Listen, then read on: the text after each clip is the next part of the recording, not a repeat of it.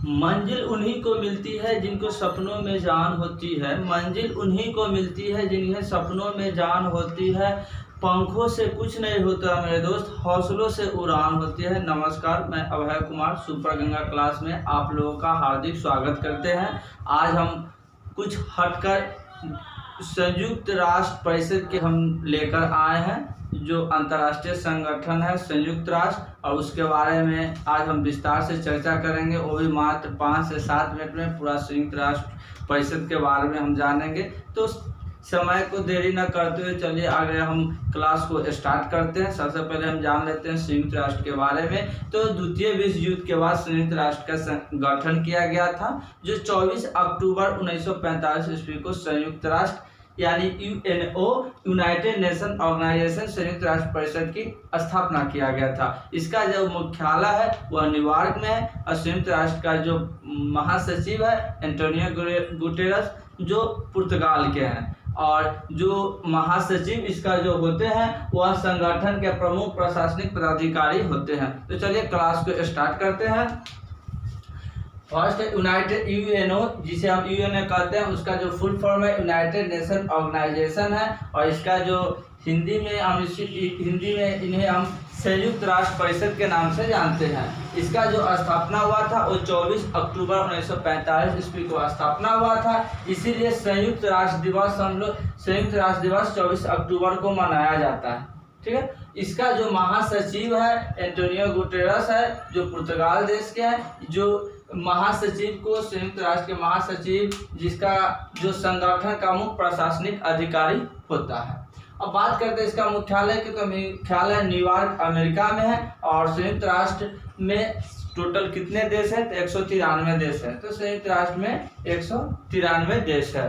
अब बात करें संयुक्त राष्ट्र के संघ के भाग के बारे में, तो सबसे प्रथम भाग आता है महासभा। ठीक है। महासभा जो यूएनए के सभी सदस्य यूएनए के सभी सदस्य इनका सदस्य होते हैं। महासभा में संयुक्त राष्ट्र परिषद के सभी सदस्य इनका सदस्य होते हैं। यह जो है इनका जो कार्य है, यह विचार विमर्श, नीति निर्धारण संबंधी कार्य के लिए यह उत्तरदायी है। बात करते हैं आगे, तो इसमें अंतर्राष्ट्रीय शांति और सुरक्षा, नए सदस्यों का आगमन, बजट आदि पर बहुमत से इनका निर्णय करता है कौन? तो महासभा निर्णय करता है इस विषय पर। ठीक है। तो इसका आगे हम देखते हैं दूसरा जो है एक है सुरक्षा परिषद के बारे में। तो यह अंतर्राष्ट्रीय शांति और सुरक्षा बनाए रखना इसकी प्रमुख जिम्मेदारी है अंतर्राष्ट्रीय सुरक्षा परिषद की। क्या? तो अंतर्राष्ट्रीय शांति और सुरक्षा बनाए रखना सुरक्षा परिषद की प्रमुख जिम्मेदारी होती है। सुरक्षा परिषद 2 प्रकार के होते हैं, एक होता है अस्थायी परिषद और दूसरा होता है अस्थायी परिषद। तो एक अस्थायी परिषद में टोटल 5 देश होते हैं, जो है चाइना, रूस, ब्रिटेन और अमेरिका और फ्रांस। ठीक है। देखते हैं, चाइना, रूस, ब्रिटेन, फ्रांस और अमेरिका होते हैं। अस्थायी सदस्य को वीटो का पावर होता है, यानी वीटो का अधिकार होता है। बात की दूसरा कि अस्थायी सदस्य में, तो अस्थायी सदस्य देशों की संख्या कितनी होती है? 10 देश होती है। 10 देश होता है, जो प्रत्येक 2 वर्ष पर बदलते रहता है। 1/3 प्रत्येक 2 वर्ष पर इसका कार्यकाल कितना होता है? अस्थायी सदस्य का कार्यकाल तो 2 वर्ष होता है। तो सुरक्षा परिषद में कुल कितने सदस्य हुए? तो 15 सदस्य हुए। ठीक है।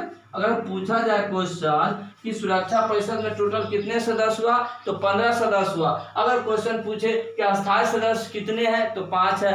अस्थायी सदस्य कितने हैं, तो 10 है। अगर क्वेश्चन ये पूछा जा सकता है कि अस्थायी सदस्य में कौन सा देश शामिल नहीं है, तो ये हमको याद रखना होगा कि चीन, रूस, ब्रिटेन, फ्रांस और अमेरिका अस्थायी सदस्य के 5 देश हैं।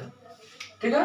अब बात करते हैं तीसरा में आर्थिक एवं सामाजिक परिषद के बारे में। तो आर्थिक एवं सामाजिक परिषद यह परिषद नीति समीक्षा और नीति वार्ता के लिए जिम्मेदार है। ठीक है। आर्थिक एवं सामाजिक परिषद यह नीति समीक्षा एवं नीति वार्ता के लिए जिम्मेदार है। ठीक है। ये आर्थिक और सामाजिक परिषद में कितने देश है? तो 54 देश है। यह एक अस्थायी सदस्य है, परंतु इसके 1/3 प्रतिवर्ष मुक्त होते हैं। ठीक है।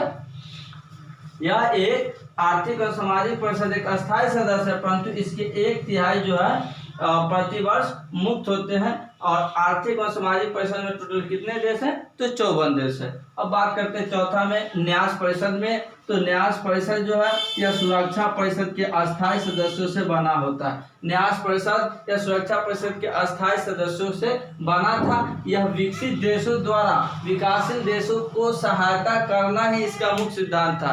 विकसित देशों द्वारा विकासशील देशों को सहायता करना इसका मुख्य सिद्धांत था या मुख्य उद्देश्य था इसका कह लीजिए। लेकिन संयुक्त राष्ट्र के अंतिम ट्रस्ट टेरिटरी पुलाव द्वीप के स्वतंत्र होने के कारण ही संयुक्त राष्ट्र के अंतिम ट्रस्ट टेरिटरी पुलाव द्वीप के स्वतंत्र होने के साथ ही न्यास परिषद के कार्य को समाप्त कर दिया गया, यानी यह समाप्त हो गया।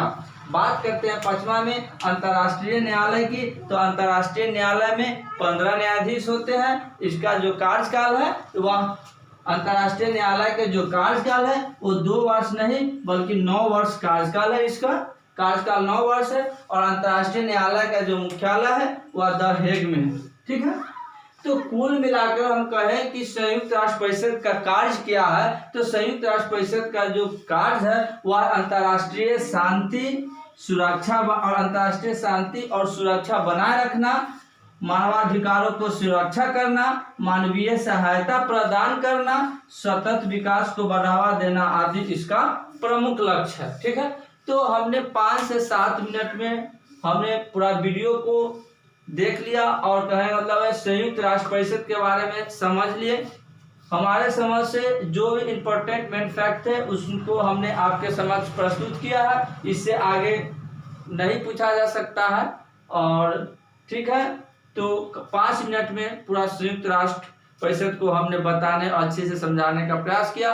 अगर वीडियो पसंद आए तो लाइक और सब्सक्राइब और शेयर जरूर कीजिएगा।